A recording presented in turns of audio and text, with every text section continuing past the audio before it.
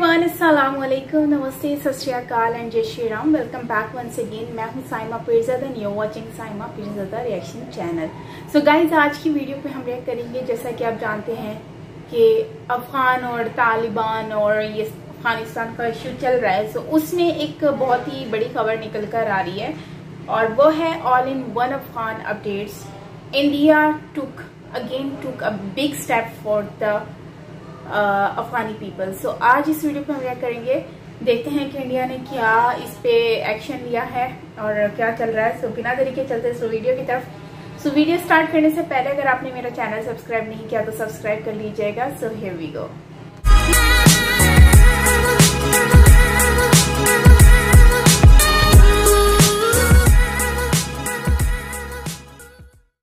भारतीय सरकार ने अफगानिस्तान के नागरिकों के लिए एक बड़ी घोषणा कर दी है, जिसके बाद वो राहत की सांस ले सकते हैं। लेकिन वो बताने से पहले अफगानिस्तान से बड़ी सारी अपडेट्स निकल कर आ रही हैं। हम वन बाय वन पहले वो कवर कर लेते हैं। पहली अपडेट अफगानिस्तान से ये निकल कर आ रही है कि अफगानिस्तान के वाइस प्रेसिडेंट अमरुल्लाह सालेह वो अफगानिस्तान की एक प्रोविंस पंजशीर में जाकर बैठे हैं। आपकी जानकारी के लिए बता दूं कि पूरे अफगानिस्तान में पंजशीर एक अकेला इलाका है जो एंटी तालिबान है और तालिबानियों के कंट्रोल से अभी भी बाहर है।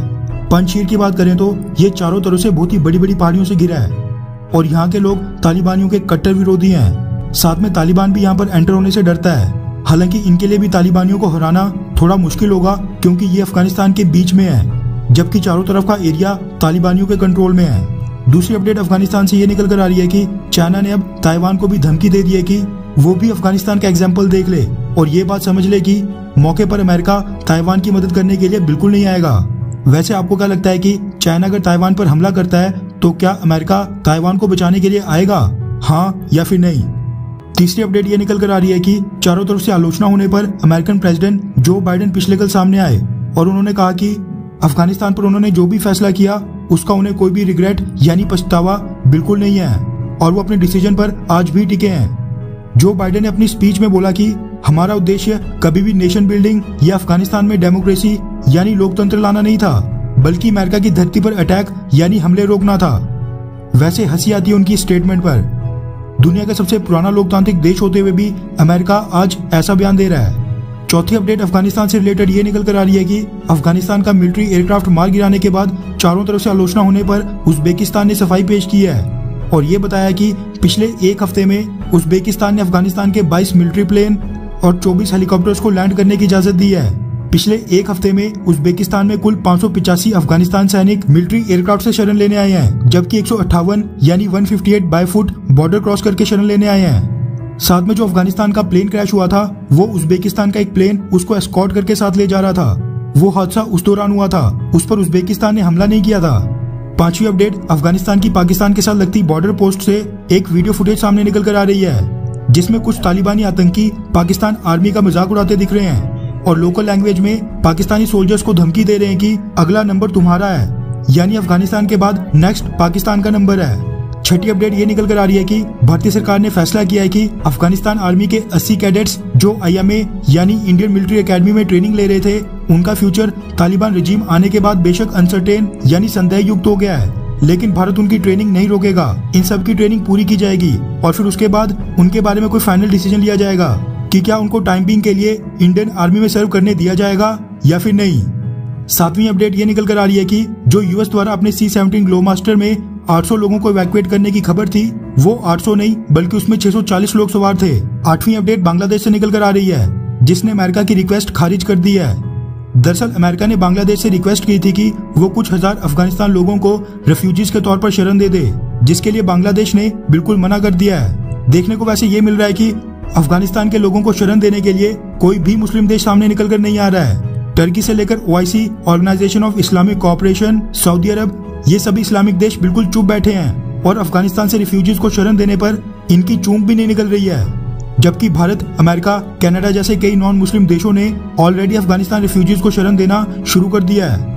नौवीं अपडेट अफगानिस्तान के बारे में ये निकल कर आ रही है कि जो आज दिन में C-17 ग्लोमास्टर काबुल से भारत आया है, उसमें भारत के अफगानिस्तान में जो एम्बेसडर थे, बाकी डिप्लोमेटिक स्टाफ के साथ साथ वो भी वापस आ गए हैं। 10वीं अपडेट अफगानिस्तान से वहां पर रशिया के एम्बेसडर डिमित्री जिरनोव का एक बयान सामने आ रहा है, जिसमें उन्होंने कहा कि तालिबान रूल के पहले 24 घंटों में काबुल ज्यादा सेफ नजर आ रहा है एज कम्पेयर टू पिछली अथॉरिटीज के। यानी पिछली अशरफ गनी सरकार के मुकाबले आज का तालिबान रजीम पहले 24 घंटों में ज्यादा सेफ नजर आ रहा है। वैसे रशिया के एम्बेसडर को अब तो सेफ लगेगा ही, क्योंकि तालिबान को तो वही बैक कर रहा है, उनको थोड़े तालिबान कुछ करेगा। लास्ट और मेन अपडेट बताने से पहले आपसे रिक्वेस्ट है कि अगर आपने हमारे चैनल इंडियन अफेयर्स को अभी तक सब्सक्राइब नहीं किया है तो प्लीज आगे बढ़ने से पहले सबसे पहले सब्सक्राइब कर दें, ताकि अफगानिस्तान, डिफेंस और फॉरेन अफेयर्स से रिलेटेड हमारी सभी वीडियोस की नोटिफिकेशन आपको लगातार मिलती रहे। मेन खबर की बात करें तो वो ये निकल कर आ रही है कि भारतीय सरकार ने अफगानिस्तान से जो लोग भारत में शरण लेना चाहते हैं, जो लोग भारत आना चाहते हैं, उन सभी लोगों को तेजी से वीजा मिल सके, इसके लिए ऑनलाइन ई वीजा फैसिलिटी में एक नई कैटेगरी इंट्रोड्यूस की है, जिसका नाम है ई इमरजेंसी एक्स मिसलेनियस। इस कैटेगरी के तहत जो भी अफगानिस्तान का नागरिक ऑनलाइन अप्लाई करेगा, उसकी वीजा अप्रूवल रिक्वेस्ट बेहद कम समय में कंसीडर की जाएगी, यानी उसको वीजा अप्रूवल बहुत ही जल्दी मिल सकेगा। ये वाकई में अफगानिस्तान के कई लोगों के लिए बड़ी खुशखबरी है जो भारत आना चाहते हैं। इसके साथ पिछले कल भारतीय सरकार ने जो भी लोग अफगानिस्तान से भारत आना चाहते हैं उनकी मदद के लिए एक स्पेशल सेल का भी ऐलान किया था, जो स्पेशली अफगानिस्तान से भारत आने वाले लोगों की परेशानियों का समाधान करेगा, उनकी मदद करेगा।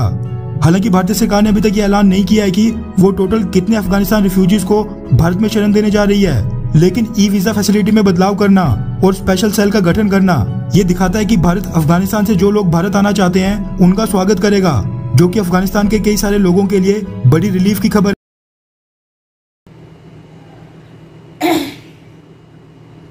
सो गाइस, फाइनली कुछ ऐसी न्यूज निकल कर आ रही है, देखने को मिल रही है, जिसमें भारत जो है वो सबको अप्रिशिएट, मतलब वो कंट्रीज जो कि मुस्लिम कंट्रीज हैं, सो उनको चाहिए कि वो भारत को सपोर्ट करें। भारत के साथ जैसे भारत ने स्टेप लिया है वैसे ही शर्म आनी चाहिए उनको कि वो लोग भारत एक हिंदू कंट्री होने के बावजूद आज जो है वो एक मुस्लिम कंट्री के लोगों को, रिफ्यूजीज को उनकी हेल्प करने के कर रहा है, और अपने इवन दो ई वीज़ाज जो हैं वो भी स्टार्ट कर दिए हैं। लेकिन अगर हम पाकिस्तान की बात करते हैं या दूसरी कंट्रीज की बात करते हैं, तो क्या हम मुस्लिम्स कंट्रीज जो दावा करते हैं कि हम मुस्लिम कंट्री हैं, क्या हम उनको हेल्प कर रहे हैं? क्या हम लोग उनको कुछ दे रहे हैं? नहीं दे रहे ना हम लोग उनको कुछ भी। इवन तो सऊदीया हो गया, दूसरी कंट्रीज हो गई, उन लोगों ने कभी किसी को भी इतना नहीं कहा। लेकिन भारत हमेशा ही एक अलग मतलब नजर आया है, जो कि हमें देखने को अभी भी मिला कि अफगानिस्तान के साथ सिर्फ भारत बोलता नहीं था, बल्कि अफगानिस्तान के साथ भारत ने करके भी दिखाया है कि उनको सपोर्ट कर रहा है। और ये अमेरिका में मुझे ये समझ नहीं है कि बाइडेन और ये लोग तो मतलब उनको हेल्प कर रहे थे अफगानिस्तान को, इवन दो तालिबान के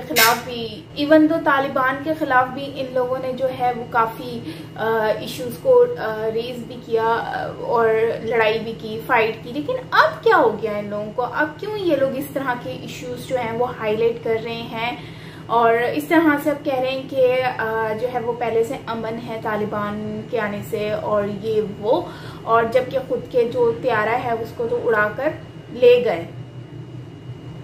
सो खैर गाइस, डिफरेंट कंट्रीज से डिफरेंट न्यूज़ जो है वो देखने को हमें मिली हैं, जो कि बहुत ही बड़ी खबरें हैं, जिसमें एक तो भारत की तरफ से ई वीज़ा का जो है वो बहुत ही बड़ा स्टेप है और अप्रिशिएट करने वाला है, जो कि नो डाउट इस मुश्किल की घड़ी में इन लोगों की जितनी हेल्प की जाए उतना कम है। लेकिन बाइडेन ने जो बात कही है वो समझ से बाहर है कि पहले ये लोग उनके तालिबान के खिलाफ लड़ रहे थे, अब जो है वो उनको अप्रिशिएट कर रहे हैं। और उसके बाद फिर ताइवान को चाइना कह रहा है कि चाइना जो है वो अब ताइवान जो है वो मतलब यूएस उसका हेल्प नहीं करेगा, उनका भी ये अफगानिस्तान वाला हाल होने वाला है। सो अगर इस तरह का कोई इंसिडेंट होता है, मतलब कि कहीं पर भी होता है, तो मतलब चाइना जैसी कंट्री, इतनी बड़ी कंट्री, इतनी डेवलप कंट्री है, वो बोलती है कि आप लोगों के साथ ऐसा होगा, तो ऐसा क्यों बोल रहे हैं वो ताइवान को? ताइवान जो है, ताइवान से इनका क्या इतना बड़ा इशू है, इतनी बड़ी बात है जो ये जो है वो ताइवान जो है, ताइवान को भी ये लोग इस तरह से बोल रहे हैं। वैसे एक बात है, अमेरिका ने गलत किया है और अमेरिका को जो है वो इस चीज़ को सोचना चाहिए था। इस मुश्किल के वक्त में अगर वो सुपर पावर है, अगर उनके पास पावर है, तो उनको हेल्प करनी चाहिए थी, जो कि उन्होंने नहीं की। और इसके अलावा जो है काफ़ी जो मतलब अलग और डिफरेंट कंट्रीज के लोग हैं, वो भी हमने उन लोगों को भी देखा।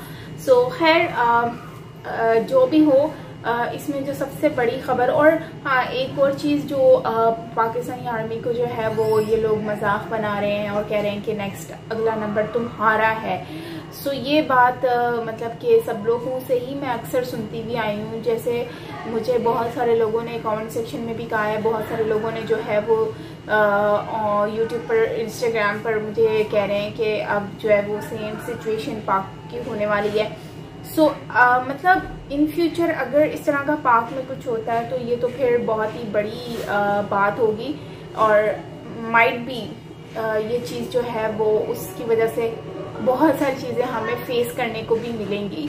सो आई होप कि ऐसा कुछ ना हो इन फ्यूचर, बट सुनने में तो यही आ रहा है कि नेक्स्ट इस तरह का सेम पाक में होने वाला है। सो आई होप सो कि ऐसा कुछ ना हो, बहुत फेस कर लिया ये सिचुएशन।